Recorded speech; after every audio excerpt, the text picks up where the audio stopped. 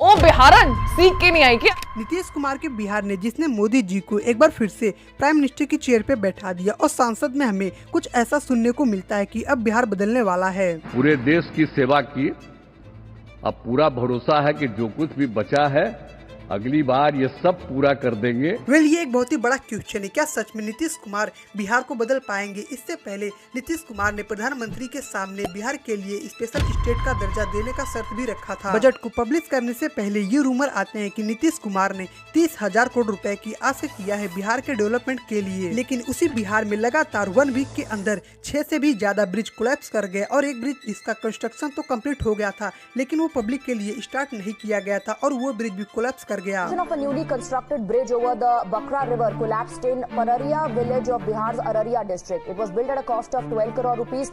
The bridge collapsed before its inauguration.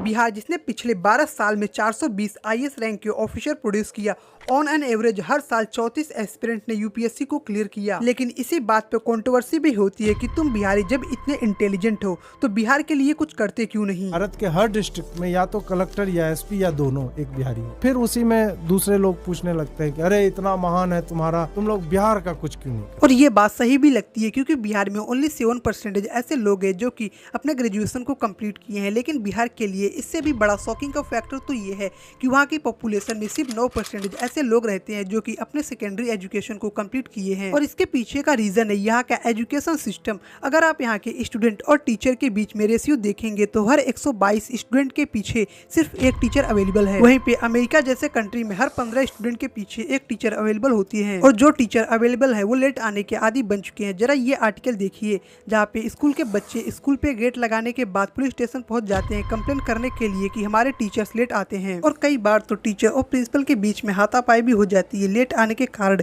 लेकिन इससे भी बड़ा शॉकिंग का फैक्टर तो ये है कि जो टीचर स्कूल में पाए जाते हैं उन्हें तो सही डेज की स्पेलिंग भी नहीं आती। वेडनेसडे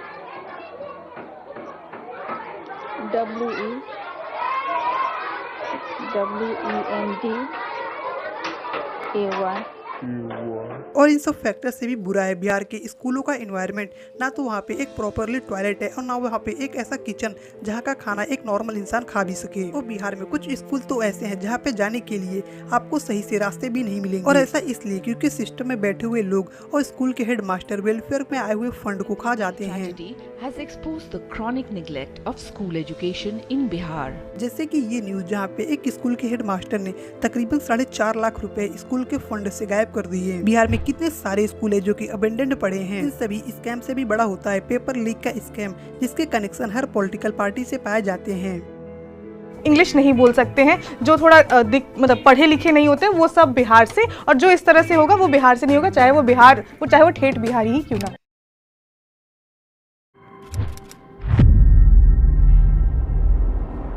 जरा ये वीडियो क्लिप देखिए। ये ट्रेन बिहार से महाराष्ट्र जा रही थी। इस ट्रेन में एसी कोच से लेके स्लीपर कोच तक इतना ज्यादा रस रहता है कि मुंबई के लिए 40 घंटे खड़े रहने के बाद ट्रेवल करते हैं, ताकि वो मुंबई में जाके 10 बाय 10 के कमरे में 5 लोग रहने के बाद 12 घंटे दिन के काम करे और महीने के 15,000 रुपए कमा सके। और यही नहीं, कोविड-19 के पेंडेमिक जैसे दौर में ये लोग अपने घरों के लिए 1500 किलोमीटर पैदल चलते हैं ताकि बिहार पहुँच सके। एक हफ्ते सिर्फ रह के दिखाए कोई भी नेता हो कि कैसा खाना खाता हूँ मैं। अभी खिचड़ी खा के दिन बीमार और पड़ गया, एकदम कमजोर हो गया मैडम।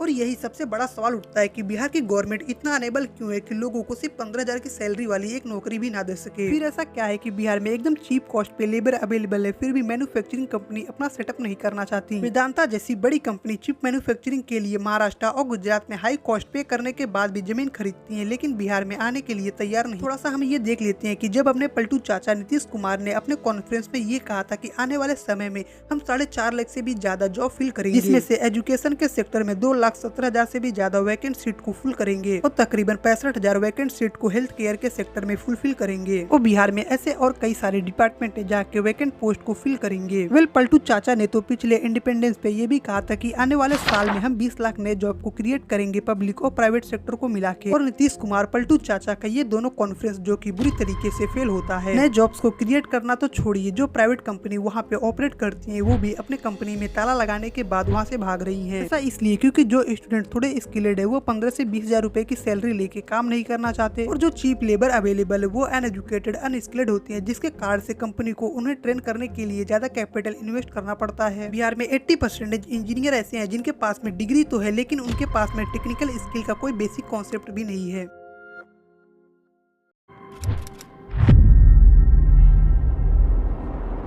बिहार के इकोनॉमी डाउनफॉल पोस्ट इंडिपेंडेंस से स्टार्ट हो गया था। दरअसल पंडित जवाहरलाल नेहरू ने 1952 में फ्राइट इक्वल पॉलिसी को इंट्रोड्यूस किया, जिसमें की प्रोविजन था जो मिनरल एक स्टेट में एक प्राइस पे बिकता है, सेम मिनरल दूसरे स्टेट में उसी प्राइस पे बिकेगा। जैसे कि अगर बिहार में कोयला 10 रुपए किलो के हिसाब से बिकता है तो मुंबई में भी वो सेम प्राइस पे बिकेगा, और जो इसके बीच के ट्रांसपोर्टेशन का कॉस्ट होता है उसे गवर्नमेंट सब्सिडाइज करेगी। 1952 के इस प्रोविजन के बाद जो बड़ी इंडस्ट्री थी वो अपने प्लांट को मुंबई और चेन्नई जैसे कोस्टल एरिया पे सेटअप करना स्टार्ट कर देती है, जहां से प्रोडक्ट को एक्सपोर्ट करना इजी पड़ता है। बिहार के लोगों का उनका दौर और भी ज्यादा खराब हो जाता है जब सीएम की कुर्सी पे आके लालू यादव बैठ जाते हैं। इवन तो पूरी इंडिया 1992 के एलपीजी पॉलिसी के बाद इकोनॉमी में बूस्ट देख रहे थे, लेकिन पूरे देश में सिर्फ बिहार एक ऐसा स्टेट था जहाँ की इकोनॉमी लेस देन 1% से भी कम ग्रो हो रही थी। 1990 में लालू यादव सीएम बन के आते हैं और वो बिहार के लिए एक ऐतिहासिक पल था, और बिहार के लोगों को अब लगने लगा था कि अब बिहार बदलने वाला है। To stall a majority for any one party or alliance in the House of Bihar legislators,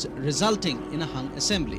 सब कुछ इसके अपोजिट होता है। लालू यादव के आने के बाद बिहार में जंगल रास्ता छा जाता है। बिहार के 4 से 5 खंड करने के बाद उन्हें बड़े बड़े माफियाओं को दे दिया जाता है चलाने के लिए। लोग शाम के 7 बजे के बाद अपने घरों से बाहर नहीं निकलते थे। इंडस्ट्री सेटअप करना तो छोड़िए, एक ठेले पे दुकान लगा के चलाना भी वहाँ के लिए चैलेंजिंग टास्क बन चुका था। और इसके बाद आज तक बिहार की सिचुएशन कुछ खास बदलती नहीं है। अगर बिहार को सच में बदलना है तो वहाँ की गवर्नमेंट और वहाँ के लोगों को साथ में मिलकर इनिशिएटिव उठाने होंगे। गवर्नमेंट को सबसे पहला स्टेप ये लेना होगा कि एजुकेशन क्वालिटी को इम्प्रूव करे, और दूसरा स्टेप ये कि इंडस्ट्री को सेटअप करना थोड़ा इजी बना दे, जहाँ पर बेटर फैसिलिटीज हो पावर के, ट्रांसपोर्टेशन की, अदर रिसोर्सेज की। जैसे महाराष्ट्र की गवर्नमेंट ने एमआईडीसी इंडस्ट्रियल एरिया डेवलप किया है, और बिहार को महाराष्ट्र से कुछ सीख लेनी चाहिए, इंडस्ट्री के लिए स्पेशल इकोनॉमिक जोन डेवलप करे।